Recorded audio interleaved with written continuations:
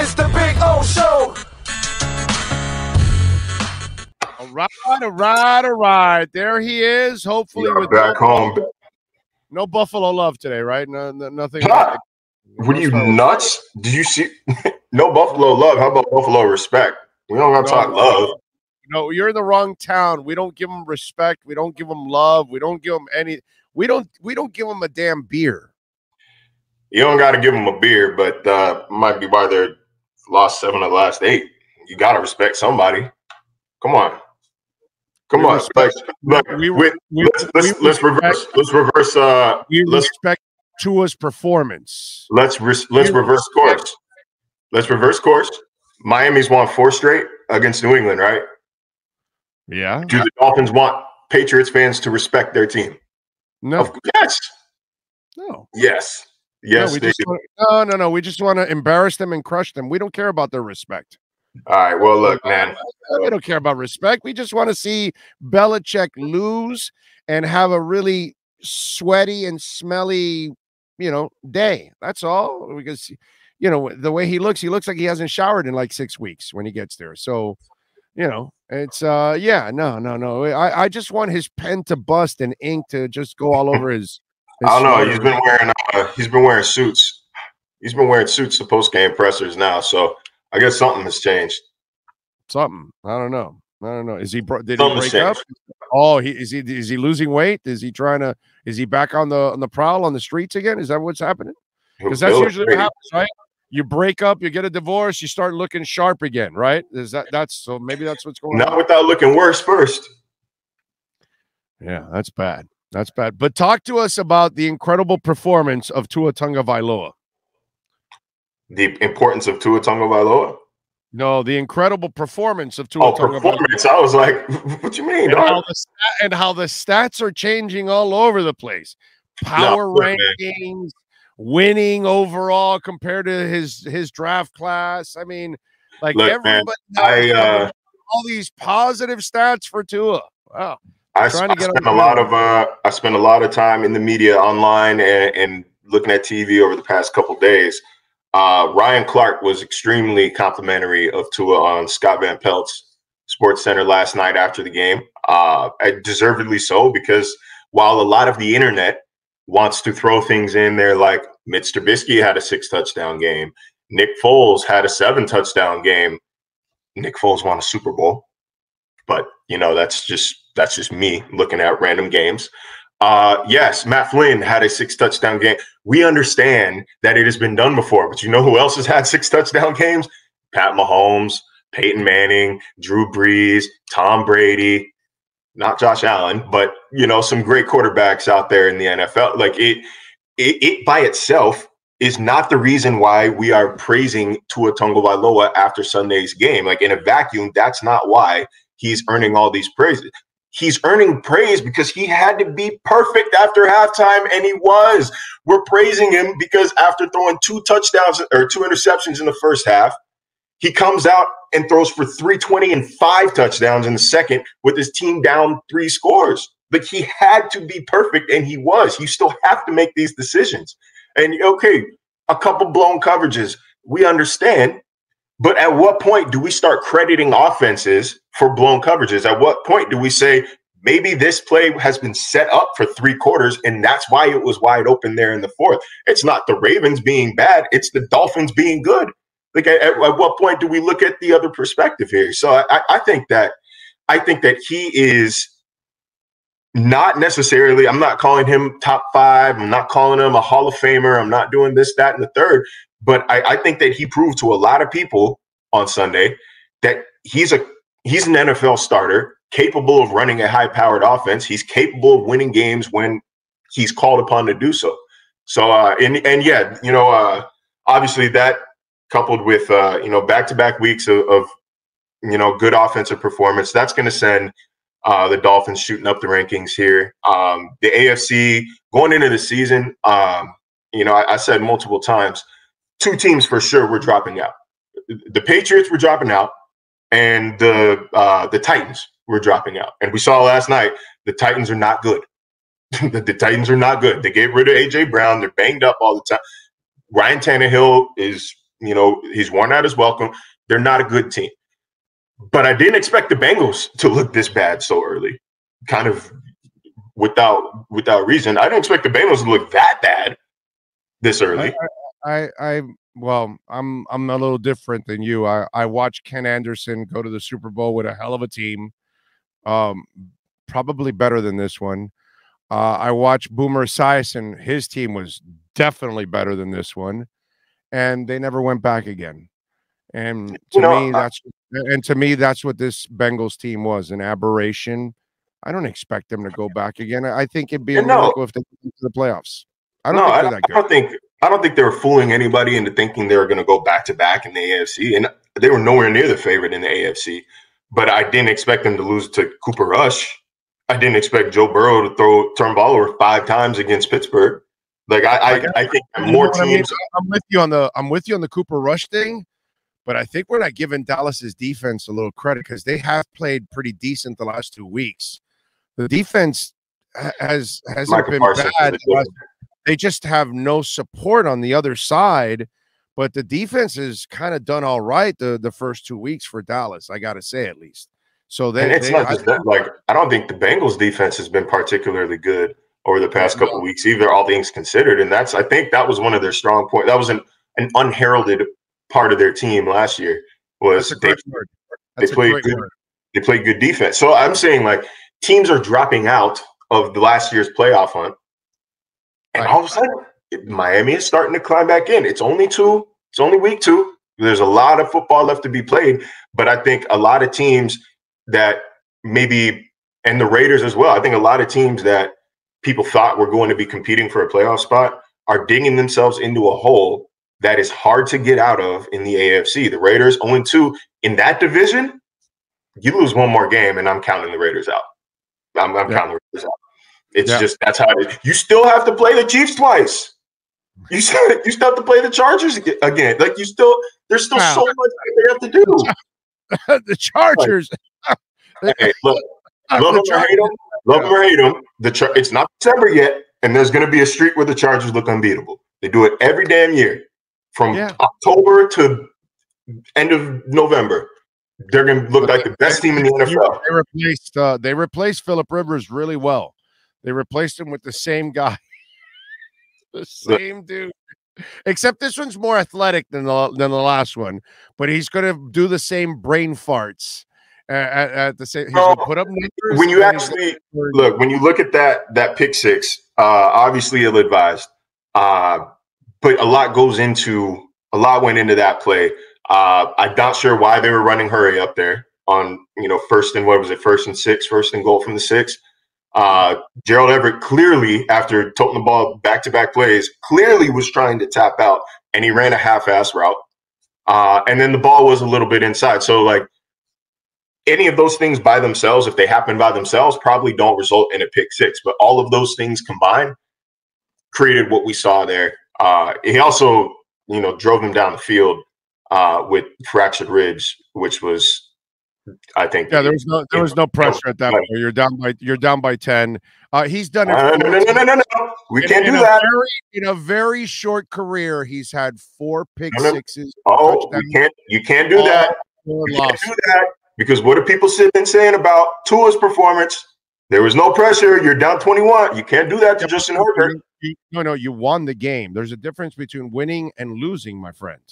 Huge difference. You just said that there's no pressure on him because they're down by 10. Yeah, you're picking up scrub points. You're down by 10. One score does nothing. But then by that logic, what were the Dolphins doing? That's what I'm saying. You can't do that. You can't do that. The game. No, you won the game. Yes, there's a huge difference. You won the game. Yeah, they won the game, but you can't say there's no pressure. Like, there's a lot of pressure on Tua as there was Herbert. On the pick six, he's got a very short career. He's already got 4 of those in the fourth quarter. All 4 losses. Okay? Hey, all 4 losses. And Tua's done it once in the fourth quarter in his same amount of time, but he won that. I tweeted a whole mess of Tua fourth quarter stats yesterday. Tua is one of the best fourth quarter quarterbacks in the NFL since 2020. Justin Herbert I believe was the league leader in interceptions in the fourth quarter since 2020. So look, I'm not arguing. I'm not arguing that. I keep trying to explain to all the stinking arm queens out there. And that's the problem we have here, my brother, is that we have too many people that fall in love with the size, the athleticism, and the arm. And in all those cases, Justin Herbert is 1,000 times better than Tua. That doesn't make him a better quarterback. And that's what I keep trying to explain to people, that quarterback is different than athlete. And yes, Justin Herbert, if you were molding an ideal quarterback, I would never argue. That's exactly the way you want your quarterback to be. 6'5", run like a deer, throw it through the stadium. I get all of that. But when push comes to shove, who are you? And that's what I've learned from Tua, and that's what I've learned from Herbert. And look, just so everything is clear, that was not an anti-Tua stance. I'm just saying there's an ounce of hypocrisy in saying there's no pressure on one quarterback who's trailing in the fourth, but go to Tua and say like, oh, we're defending them against everybody who's trying to use that same argument. I'm highlighting the inconsistencies in the argument. I still said Tua was one of the best fourth quarter quarterbacks in the league. That is why I tweeted out all those stats yesterday. I know, but you cannot argue. You can't compare a win to a loss. It's kind of like the people for the University of Miami fans that come to me and they say, because on 3rd and 6, I said you should have passed the ball. They went with a running play. I don't know if you even watched the game. And then on 4th and 4, they settled for a field goal. And your offense was never really having any success getting to the red zone, even have a red zone trip. I say you should have put the ball in Tyler Van Dyke's hands.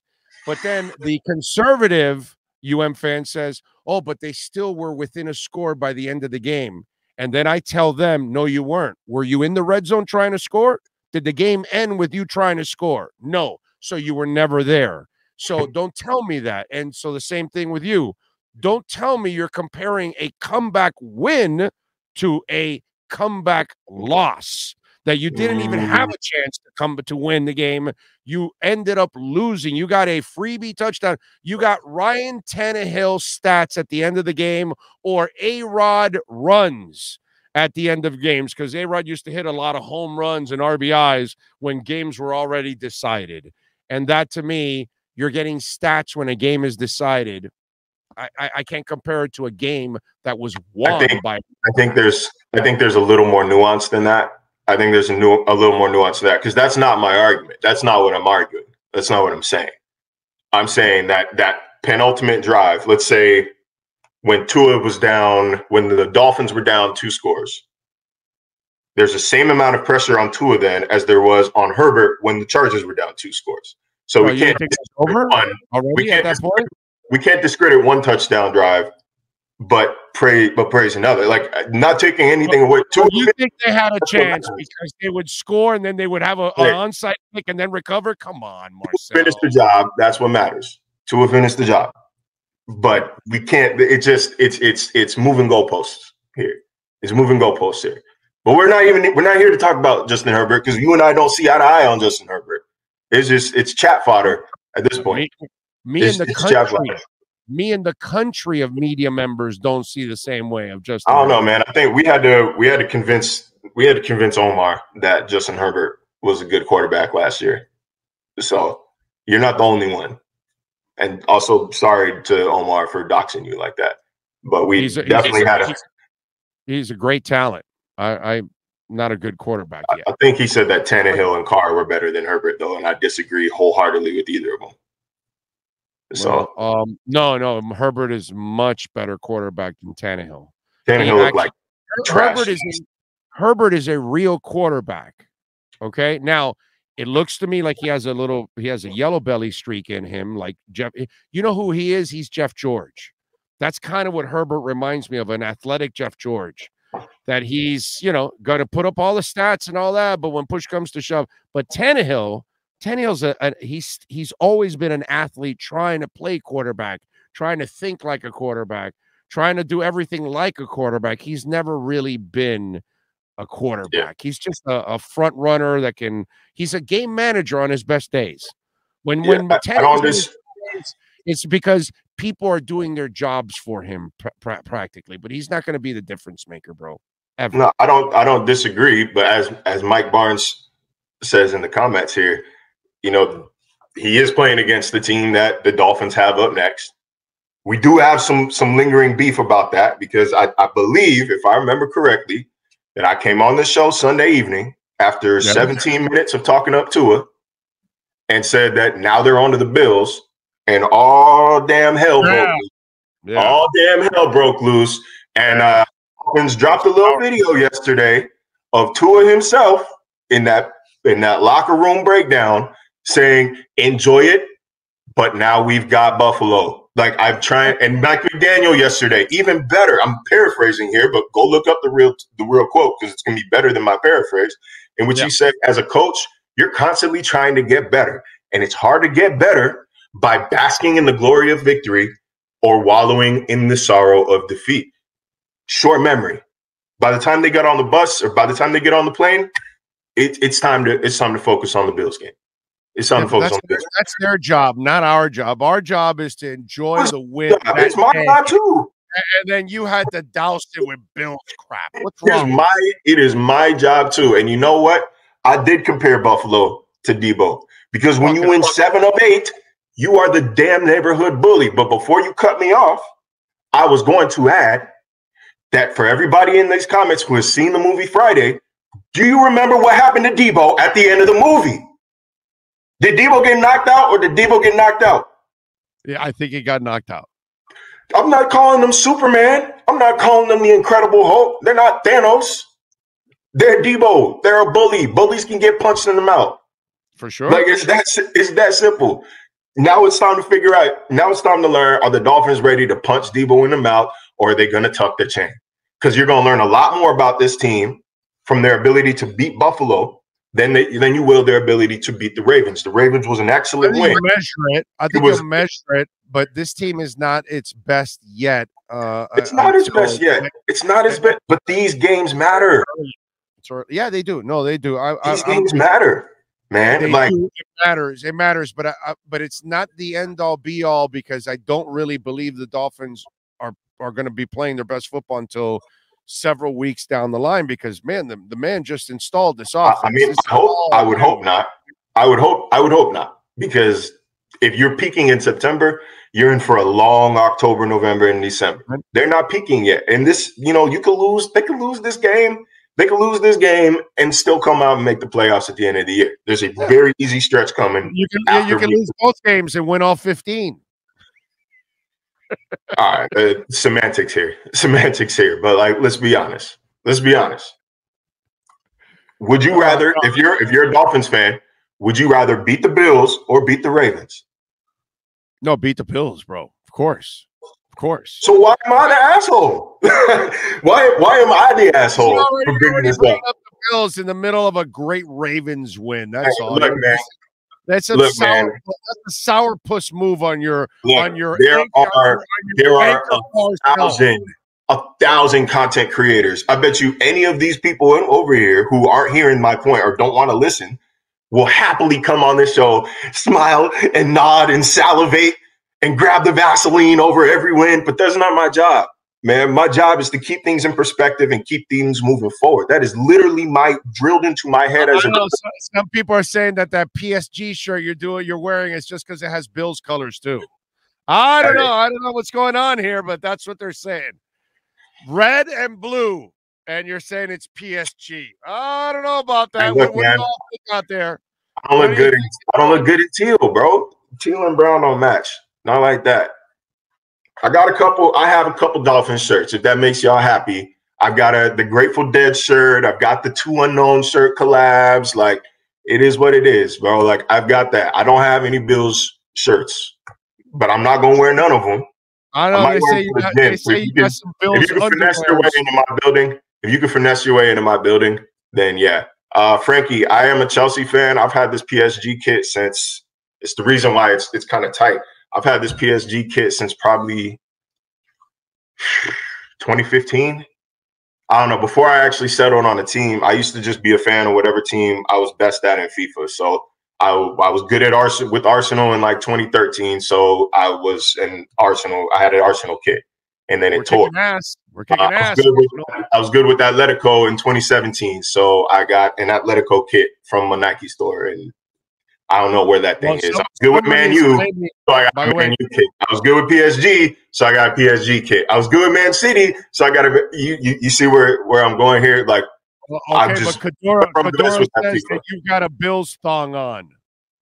Well, yeah. I don't know how they have that in space. I could say something, but I do need to keep it somewhat professional here.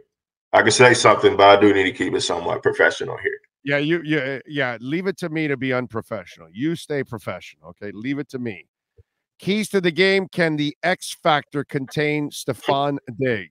Yeah, that is going to be the matchup there, man. I don't know. By the way, what the hell happened to X early in that game? So, all right, if you look at that, Rashad, I was just watching the Rashad Bateman touchdown too. It's kind of interesting. So, originally, Kidder Kohu, that was his only snap of the first half, was lined up in the slot there. And when Devin Duvernay went motion, there was it looked like some late communication between X and Kohu, where X is telling him, follow, follow, follow. And X was now going to slide in over Bateman, who was originally lined up in the slot.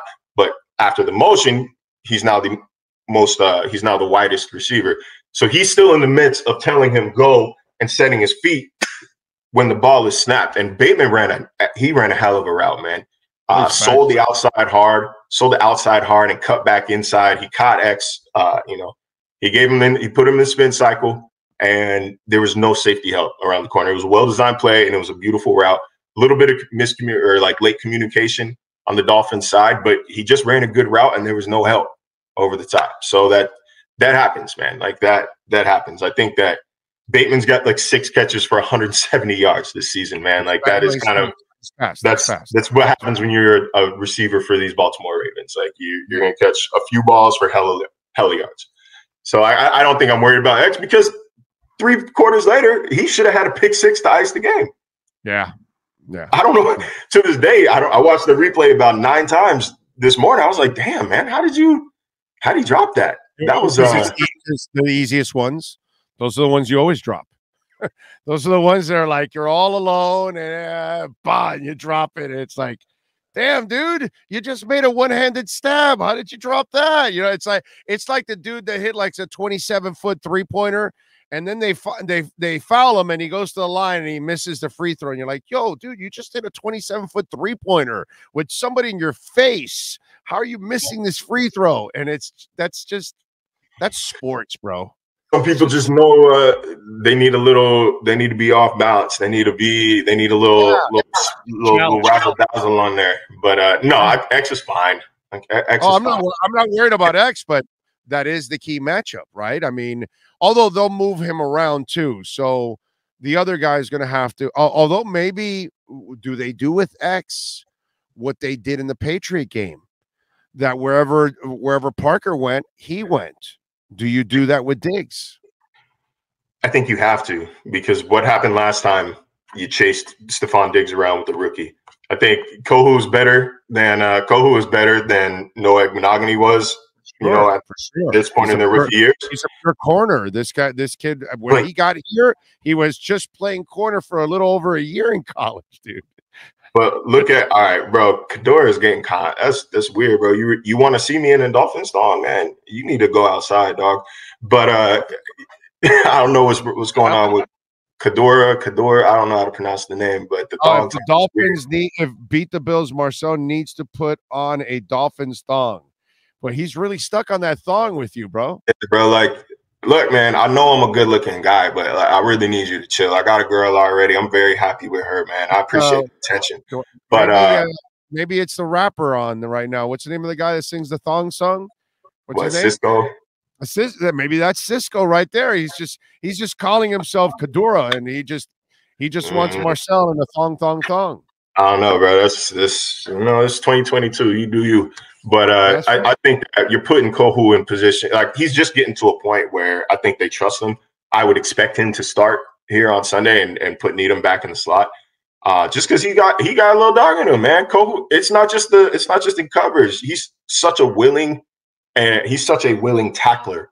And I think that's gonna be important because Josh Allen is gonna break contain, and at some point you might find yourself on an island with him. I mean, you can't be scary.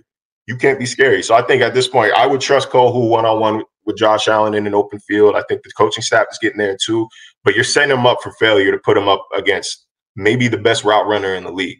Like I think Tyreek Hill is a top 5 route runner. He's certainly the fastest damn route runner I've ever seen. Certainly the fastest route runner I've ever seen. But before I covered Tyreek, I did cover Stephon Diggs. Diggs might be the best route runner in the NFL. Period. I'm saying if I get crucified as a Bills fan for that, I don't care. I'm dying on the right side of history here. He is the best guy. Dude, I was a Diggs guy coming out of school, and he was a great route runner in college. That's why people liked him. That's what made him so attractive to people, is that they love the fact that he was a great route runner already as a young player. Yeah, he's not physically super imposing. He's not going to run a 4.3, but he is the way he sets people up, guys on his routes, the way he's able to stop and change directions. It's just, again, you just want your best. You want your best guy at him, man. You want your best guy there. I'm not sure what they were thinking in 2020, but this is a different. It's funny that you bring that up, because that's the reason why he fell in the draft. Because he's not special in gifts. Yeah. Actually, he's not special, and he didn't go. Look, man, like he was a 5-star recruit out of high school. He's not like he might have gone to Maryland, but he wasn't like an unknown, no-name prospect. You know what I'm saying? He is I know. He chose to stay home. He chose to stay home so he could take care of his little brothers with his mom. I think she was a train conductor, like a subway train conductor. With her working long shifts, he just wanted to be around to help his family. If he goes to an Alabama or an Ohio State, like he had offers from, or Florida, right, I'm sure he would have gotten a lot more. He would have gotten a lot more attention. Plus, he's a little injury prone. But it's what you said. He's not like a big tall guy. He's not a big strong guy. He's not AJ Brown. He's not this blazer. And it's funny because in a way, it's kind of the guy that plays quarterback here. He's not built like those other quarterbacks that you're used to. He's built more like the Montanas and the Breezes and the Greasies and the Tarkentons. So those are few and far between when they fall through the cracks and they make it to the NFL, because those guys have different traits that make them elite. You know what I'm saying? So it's funny because Diggs made himself elite without having those elite traits that people automatically, oh my God, size, speed, all that kind of stuff that right away they fall in love with you. He wasn't that guy, yet he turned himself into one of the 5 best receivers in the NFL. Yeah, he is. And I remember watching OTAs and mini camp and training camp a couple years when he got traded, and I did Mina Kimes podcast, and I called him a top 8 receiver then, and people blew up on me for it. Like, are you serious? This guy, he just had his first 1,000 yards. Like, nah, bro. He's different. Either way, though. Either way. Really smart. The Bills also have to guard Jalen Waddle and Tyreek Hill. Yeah, no, that's not now he has what they didn't have before. See, the last couple of years, they had to go into a Buffalo game perfect. They had to shut them down. They couldn't they had to limit them in points, because once they got past 20, the prior Dolphin offenses were completely out of the picture. The good thing now is they have the weapons to take a lead, stay with them, or catch up. Either way, Miami now has weapons to actually hang there with Buffalo. That's what's changed, and that's what's going to be a lot of fun, I think, on Sunday. That is what I learned. On Sunday, because last year and probably the year before, even though I wasn't covering the team, I'm making an assumption here. Last year, once it became a 2-score game, it was over. It was over. I don't care if it's 10 or 14. That Dolphins offense wasn't coming back. And so this year, when things started to get a little out of hand, I was impressed with their ability to keep firing. And not just that, I think we do need to talk about Mike McDaniel's ability to set plays up and design this offense. Because look, man, if they beat the Bills, I think you might want to start locking bets for McDaniel as coach of the year, because I think he's that good. I think he is that good as a chess master in this game already, which is impressive. And I try to tell people, man, look, he might not have been the primary play caller, but it's not like he can't call plays. Like, it's not like he didn't know how to do it. And I think that he's done so pretty smoothly. It's been a smooth transition so far. But obviously, the Bills like to keep things in front of them. That's Hyde and Poyer. That's what Holland and Jones hope to be. They are a deep ball deterrent.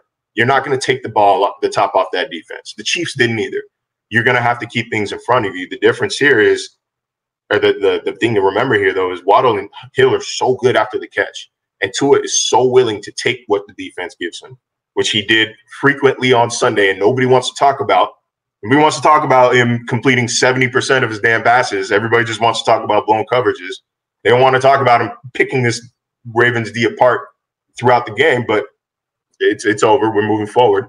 I think that they have a chance at making things interesting to a point of winning the game.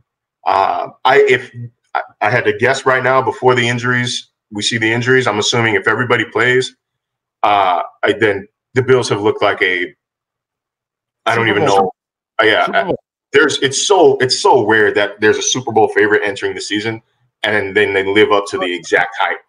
But it's happened before. I mean, I haven't seen.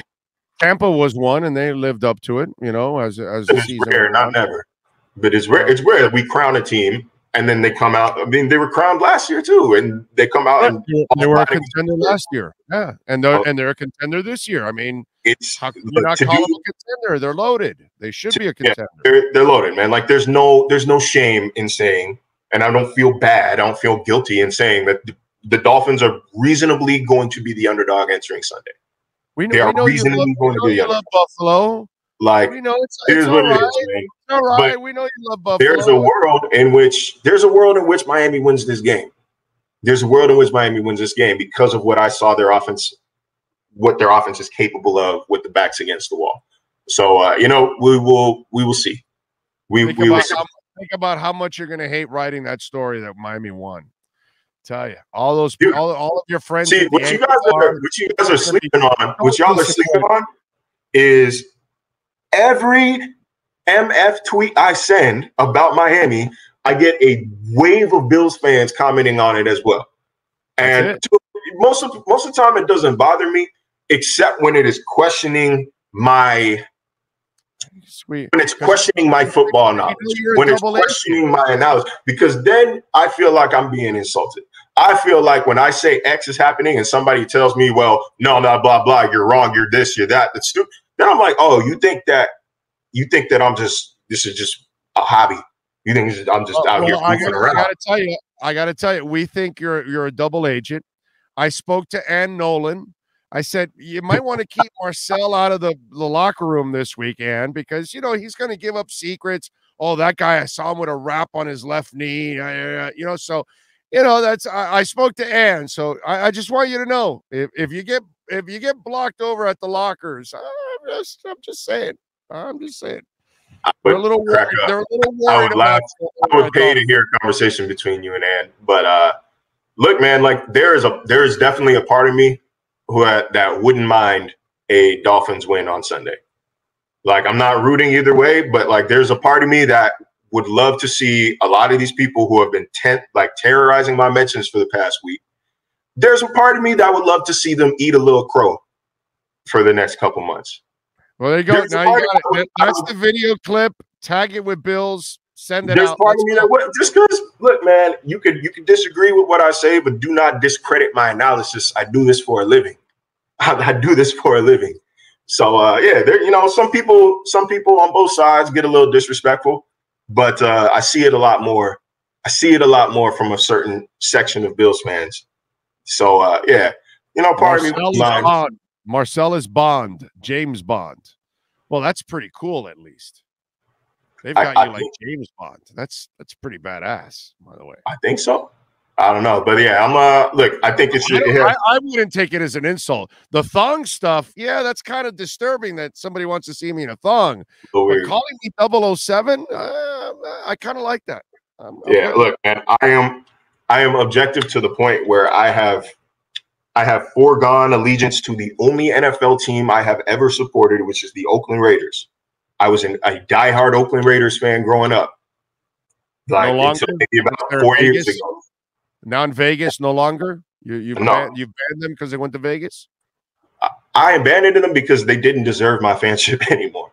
They did nothing to deserve my support anymore. Like, and I'm tired. I do this shit all day, every day anyways. Like, what I look like going to the locker room, writing all this, watching film, and then I got to check on what these losers are doing. Like, I just said, all right, look, I'll be Rob Lowe sitting in the stands with an NFL hat on. Like, I won't support anything but my fantasy teams. So that's where I'm at right now. But no, I think it's got potential to be a great game. I think it's definitely a benchmark game. It's an opportunity to see where you are right now, win or lose, no matter where you are, as a team right now in your development as a team. This is a way to see, okay, how close are we? How close are we? Like when I was working in Seguin, Texas, and Lake Havasu, I would apply to jobs that I didn't think I could get. I would apply to everything just to see, hey, am I even getting are they going to respond? Am I getting an interview? Am I getting an email back? So I know, like I know I'm not done growing yet, but at least I can tell where I'm at right now to gauge my progress. So, they have a chance to win, but this is a huge benchmark game for Miami, whether you like to admit it or not. I'm with you there. Follow him on Twitter at Marcel_LJ. Remember, it's delicious, smooth, and has zero aftertaste. We're talking about Edge energy drink. You want the Edge? You could get it really easy, delivered to your home. You can't go to a store. You got to go to myedgedrink.com and use our code Big O. You will get 10% off. You want a delicious energy drink? You grab Edge energy drink. Go to myedgedrink.com. It's a fantastic elixir. I love mixing it up with my Grey Goose. myedgedrink.com. Only 78 calories, which is awesome too. So check it out, myedgedrink.com, and use the code Big O. What are you working on ESPN this week so folks can check you out, Marcel? Yeah, well, we're previewing Sunday. We're previewing what Sunday could mean. I really do want to dive into film and ask some people who are smarter than me about, why Baltimore's coverage bust. Hey, it's a lot of people at ESPN for sure, man. Number one for a reason. That's like 100,000 page story then at that point. Look, man, I'm telling you, we got the brightest minds in the world at ESPN. I'm not ashamed. Why'd they hire you then? Why'd they hire you then? Because I'm pretty, bro. What you mean? Oh, okay. Well, that's true. That is true. That is true. That is true. But no, I do want to talk to it just to see like what specifically were the Dolphins doing on offense to set up those broken coverages at the end of the game? Were they giving them looks in the second and third quarters, and that maybe led the Ravens to believe they were doing something else on those deep touchdown plays? Because I'm just kind of tired of seeing the same narrative of busted play without giving them any credit for actually setting that play up for tricking them and baiting them into it. So working a little bit on that. I got a couple things about the 72 Dolphins as well in the books, but honestly, man, I got Barnwell's pod in about 7 minutes. So after that, I might even hop on some FIFA, hop on that new Modern Warfare beta. I'll drop my PSN for maybe 5 minutes on Twitter, and then I'm deleting it because the last time I did that shit, I got 79 friend requests in 2 minutes. So respectfully, man, it shuts down my PlayStation.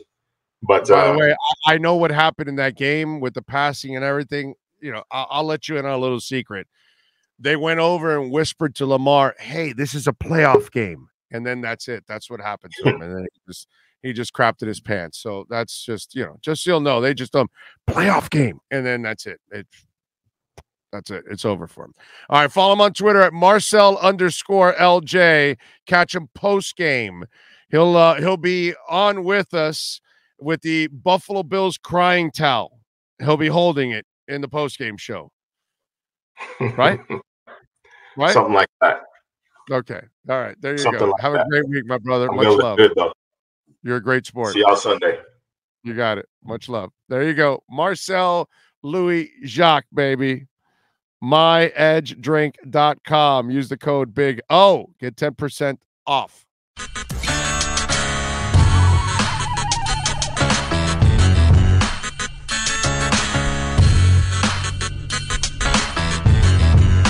This is the Big O Show.